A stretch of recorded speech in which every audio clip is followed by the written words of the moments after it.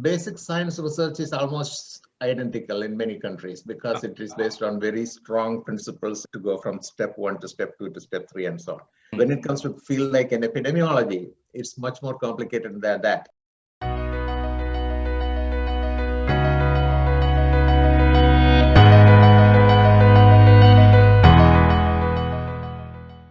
Hi, everyone. Hope you're all having a great day. Welcome back to the STEMPOWER podcast. My name is Valerie. And my name is Sid.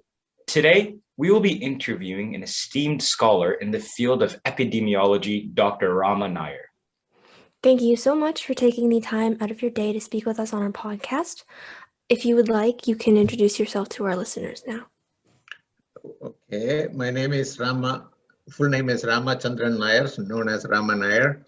I was a professor of epidemiology and public health at the University of Ottawa for 42 years, just retired 2 years ago. So currently I'm an emeritus professor at the University of Ottawa School of Public Health. Awesome. So let's get right into our first question.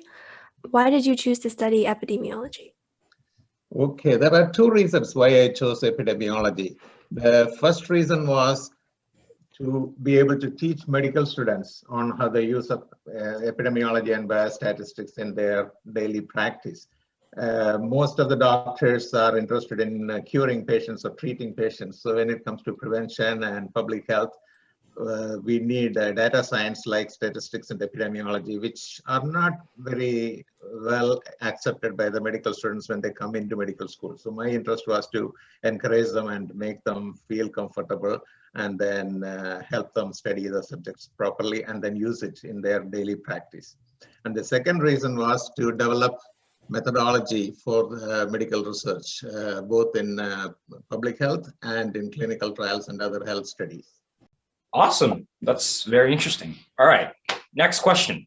What was your first major academic project regarding your field and what did you learn from it? Okay. My first major project was as a supervisor of a graduate student doing MSc in epidemiology. He was actually an emergency doctor, and he was seeing a lot of patients coming in with fractured ankles, or rather at least thinking fractured ankles, and they were doing x-rays on everyone. Anybody who came and said, oh, they fell down or have a pain in the ankle, they sent for x-rays. And he said, lots of them come back with, there's really no fracture, so why are we doing all these x-rays? So that was his question. So I said, okay, let's develop an epidemiologic study and see if we can make it better.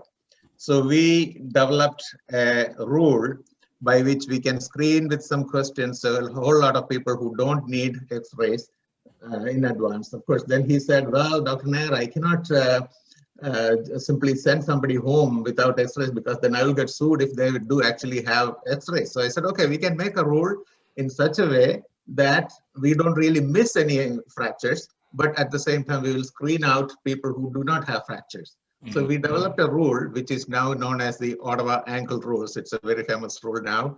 They have developed other rules based on that. That allowed us to save about 70% of x-rays and without missing any actual ankle injury. So that was the major first project that I had. Yeah, that's very, very impressive, I would say. So since you just explained your first major academic project, do you have a favorite project that you worked on in comparison? Well, actually, my major interest is in teaching more than research, although I do both at the same time, but I get very excited when I'm teaching students. So my excitement in my career has been really developing courses in epidemiology and statistics, and to make the learning really fun and at the same time interesting, because statistics is a sort of dry subject, it's all numbers. So many people say, oh, I had to study that mathematical theory, what's the use? So I would make it very interesting so that they really understand, but at the same time appreciate that they need to learn this. So for example, if when the doctor or a doctoral student comes and say, okay, they want to treat a patient and say, okay, I'm going to give them an aspirin for painkiller, pain relief. So is it really going to help them? So I asked them, how do you know it will really help? Oh, that's because the literature says it. But is the literature right? So you need to be able to understand what went into that kind of recommendation by a drug company or by other doctors as to something being useful for a treatment. So my interest was to develop courses in such a way that they find it not only interesting, but very easy to learn the concepts of statistics and epidemiology. So that is where my major focus was in my career as a professor in epidemiology. So you said that you created some of your own courses. So could you give us maybe some examples of what those courses were? Yeah, we developed courses in epidemiology, but also on biostatistics, and as well as what we would call clinical epidemiology. So basically linking mathematical sciences to actual practice of medicine. So for example, for the doctors to understand when they are reading an article in a medical journal, when they talk about probabilities, what does it actually mean? What do you mean by probability? So for example, if somebody said, you take this medicine, you will get cured. Of course, they will not be able to guarantee that you will get cured all the time. So there's a certain chance. And then you have to be able to explain what that chance is. So if the doctor is convinced that it will help for 90% of the patients, they'll say, oh, there's a probability of 90%. But then probability is a concept, it's so hard to explain to a lay person. So my method was to teach the doctors to convey what that number really means in terms of real life. Mm-hmm. That makes a lot of sense, yeah. So what's your opinion on collaboration in the field of epidemiology? Collaboration, epidemiology is actually, that's one of the few areas which is really collaborative, because epidemiology works with a whole lot of other experts, other fields. For example, sociology, medicine, mathematics, general science, everything has sort of comes into epidemiology. So for example, currently we are talking about pandemics, when you have this big pandemic happening. So to get us out of this pandemic situation, so many people have to be working together. We have to develop a vaccine, which means we need chemical scientists, medical scientists, and statisticians and epidemiologists to collect the data and analyze it appropriately, understand the system that's going on, and understand the results that we get in terms of what is effective, what is not effective. As you can see currently, when you look at all the news articles and all, there will be a lot of controversies about, oh, is this vaccine better? Is that vaccine not better? How do you compare? How do you make sure it works? So all those things come out of collaboration with all the various scientific disciplines. So it is a very collaborative field. And collaboration is not only essential, but it really is the underpinning of epidemiology. Epidemiology doesn't stand by itself. So for example, when you say mathematics, you simply have an idea of, okay, what mathematics is. But when you talk about epidemiology, you have to know a whole lot of other subjects. So for example, my main background is mathematics, but then I had to learn about medicine, then I had to learn about chemistry, and I had to learn about biology, a whole lot of other things to really put things into perspective.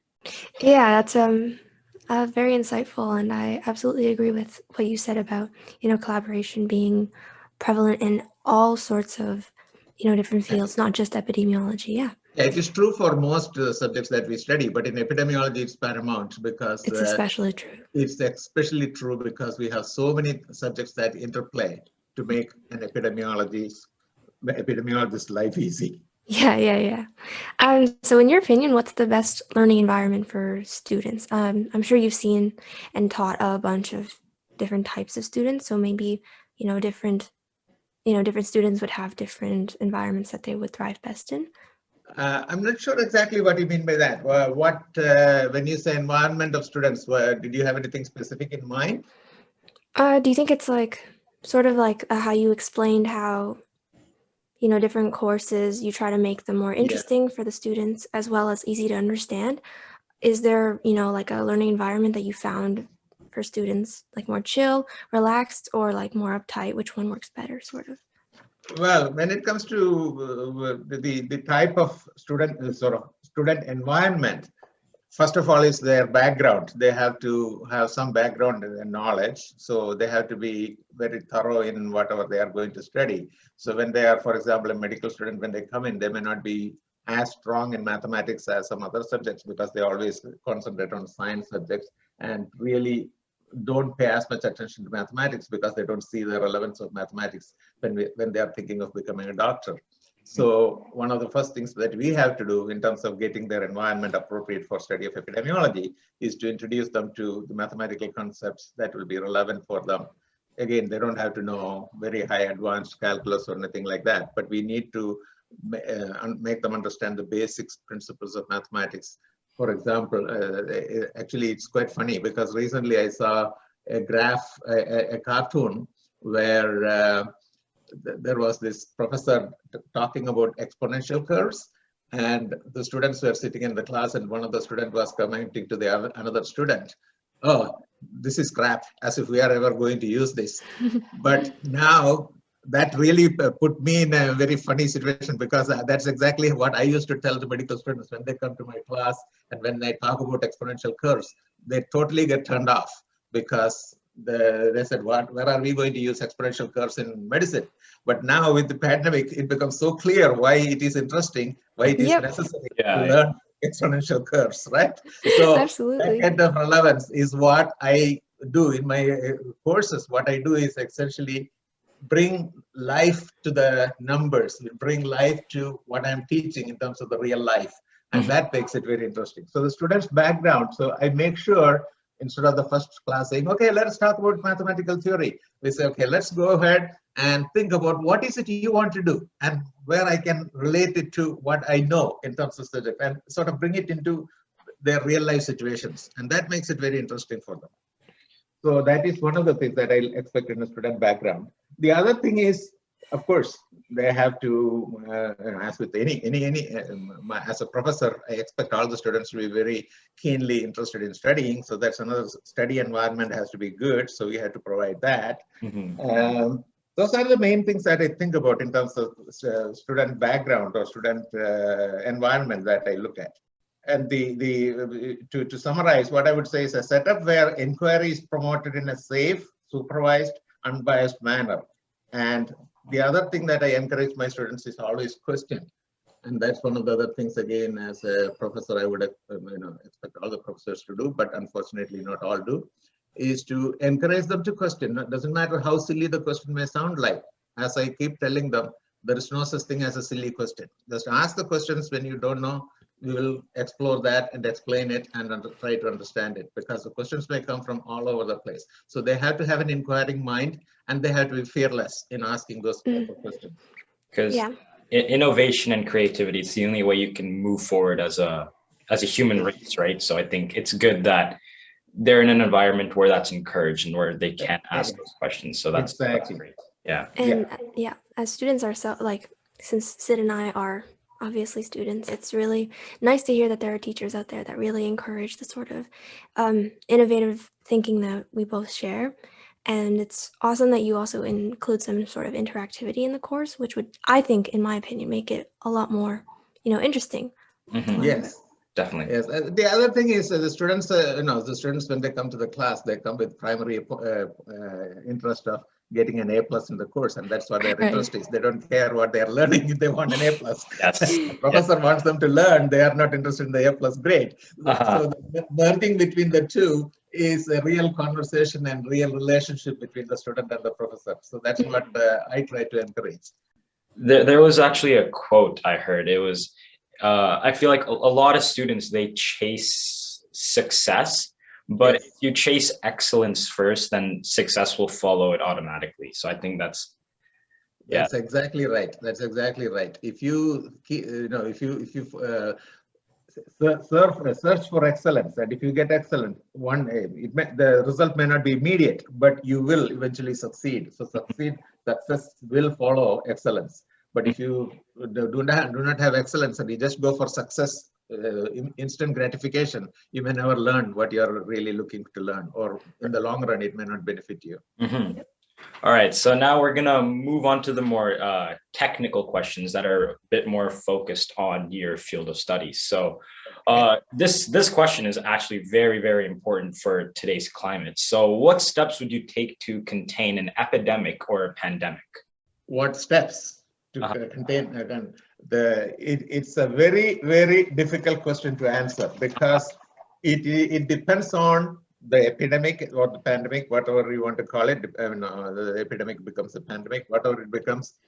It depends on the disease. It depends on how it gets spread. It depends on how people react to it. So if you look at it, the current situation, the current pandemic, we are struggling for various reasons. One, it came all of a sudden and it is spreading so fast, unusually fast, faster than many other epidemics that we can think about.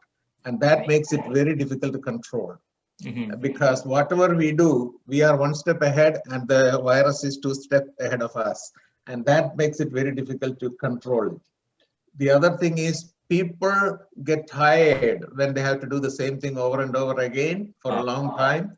So right now, everybody is tired of wearing masks and not being able to get out of the house. So they say, okay, I'm going to take a chance. So people who initially will say, okay, I will take the precautions, but they get tired and then they start breaking those precautions and then they get into the trouble. Then the pandemic gets out of control. So it's very, go ahead.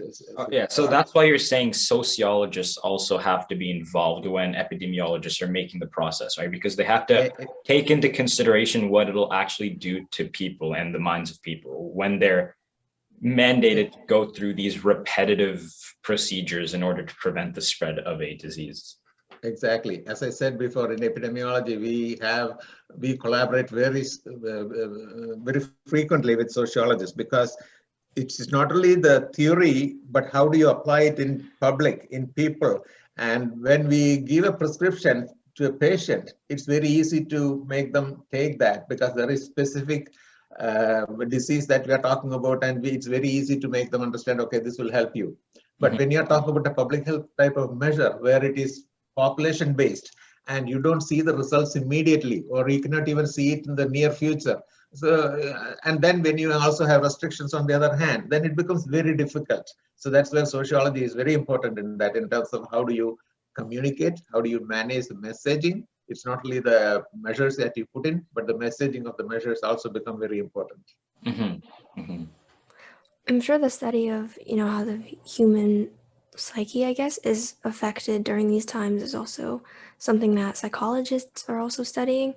And I'm sure that sociologists would be very interested in learning and more understanding so that, in the future when something like this does occur again, we can, learn from our mistakes. And in reality, that's how it sort of works. I mean, when we talk about, let's say, a public health unit, they have both scientists working on the science of it, the epidemiologists working on the data and other things, but they also have sociologists and other people who can really communicate with people, communicate the message to the people to say, okay, for example, right now we have a big question about there are so many vaccines, which vaccine should I take?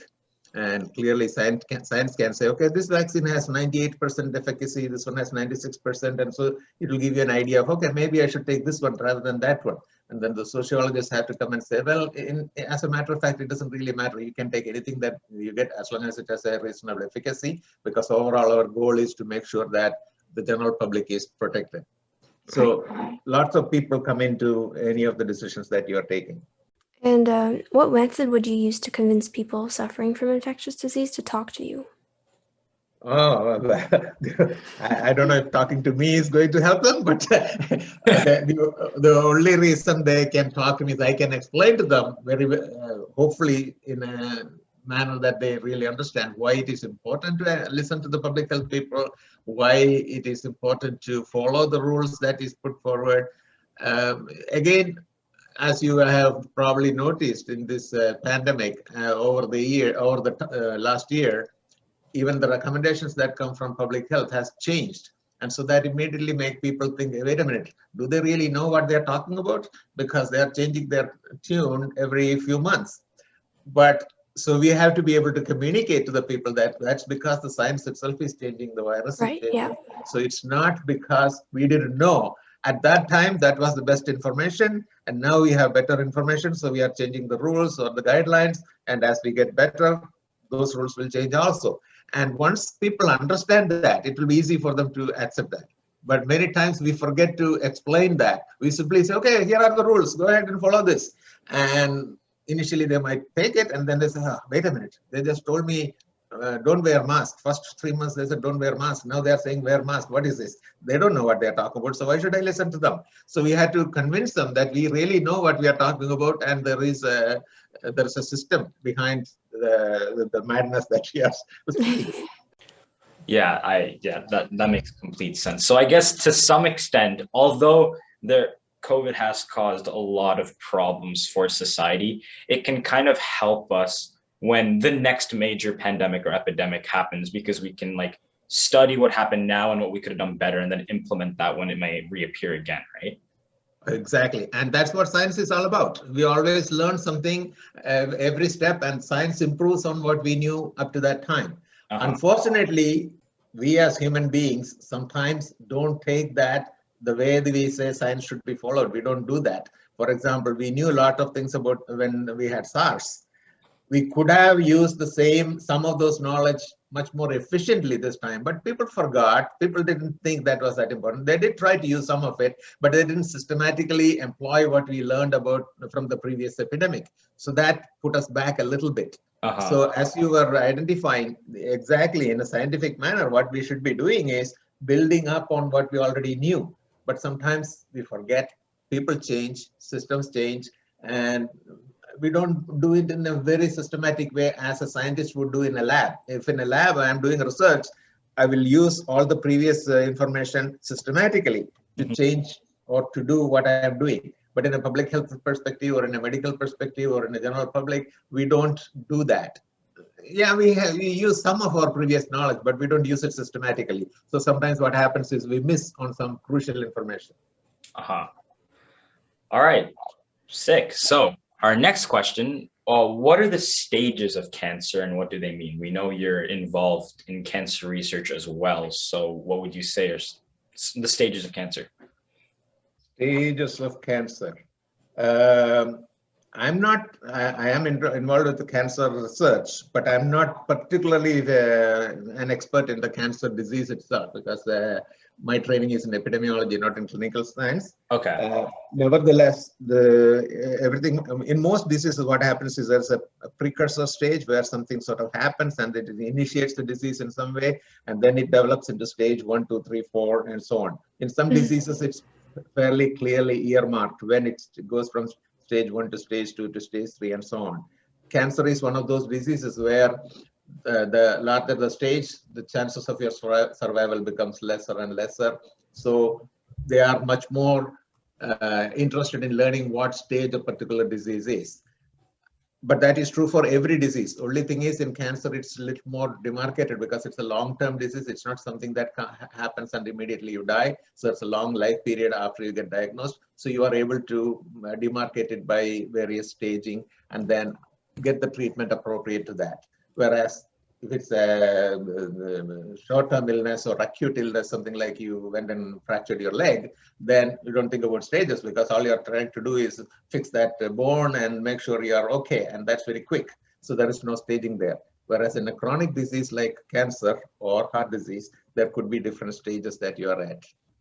Is that what you are asking about or thinking about? Yeah, that does kind of, in a very general and brief way, yeah, that does answer our questions. So it's especially good because our audience is generally not interested in our podcast to have like a general review. So that was very good.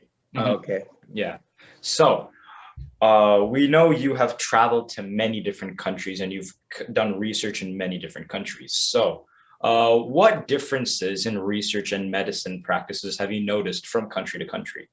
It's the basic science research is almost identical in many countries, because it is based on very strong principles and very elaborated, well-written rules to go from step 1 to step 2 to step 3 and so on. When it comes to field like an epidemiology, it's much more complicated than that. And because, as I said, because of sociology, because of the way people are, so the people's background, where they are coming from, it's not uniform across the world. So you will find epidemiology practices or public health practices quite different, mainly because this environment is so different, and environment is a crucial part of any epidemiology study. And because the environment is different, the way the studies are conducted, the way the studies are interpreted could be quite different. That is something I noticed. So, for example, if I am studying, one of my projects was on acute respiratory infections.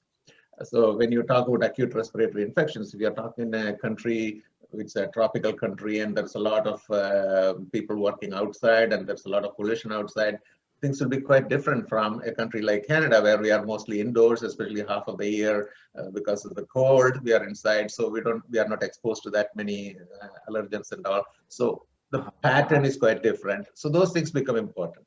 Okay. People's attitude towards research and towards generally towards new inventions and all can be different also. Plus, there are a whole lot of sociological background that people have in terms of their background, what they do. An example would be, if you went to India, for example, medicine. There are lots of different types of medicines. Ayurvedic medicine and allopathic medicine are two specific examples. To separate completely different sort of arms of medicine. People will be just happy to go to an Ayurvedic doctor compared to an allopathic doctor. Whereas when you come to Canada, it's almost entirely allopathic type of treatment. That is the Western medicine treatment. So when you're doing research, you have to be careful when you're talking about something that you do take into account. If I'm doing research on something in Canada versus in India, I will have to make sure I take into account those kind of differences in the actual setup of the medical practice. So one of the questions I had, so with Ayurveda medicine, that's basically where you use a lot of natural elements and natural substances in order to cure a disease or something. But would you say that those are reliable when compared to Western medicine, or is one more comparable to one more reliable than the other? Again, the question, when you ask reliability, as a statistician, I will say, okay, you have to specify what is reliability is. But nevertheless, I know what your question is.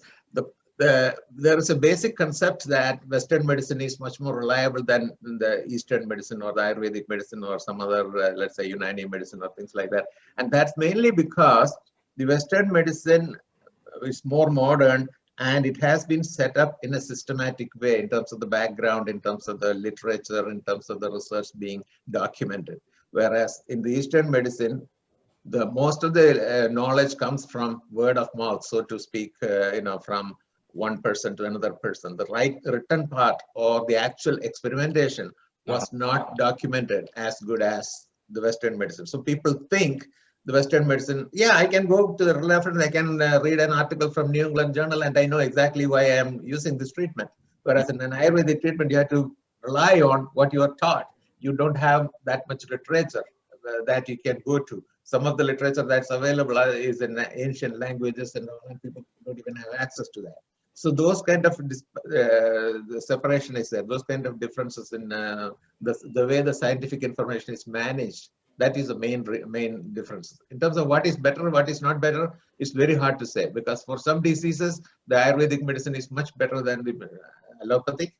And for some, the allopathic is better than the Ayurvedic. Again, because there has been a lot of research and documentation and data available that you can look at. And again, my background being in data sciences, I rely more on Western medicine because I have data that I can put my hands around, put my head around. Okay, I have information here. Whereas when you're going to something like Ayurvedic medicine, to get that data may not be that easy.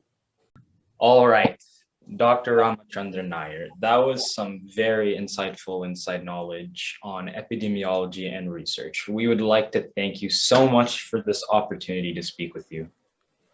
Thank you. I hope it enlightened a little bit as much as I could, but it was definitely a pleasure to help you guys. Yeah, it was great. It was a really good episode. I think. I learned a lot, actually. Thank you once again for tuning into this episode of the STEMPOWER podcast, everyone. We hope you enjoyed and learned something new.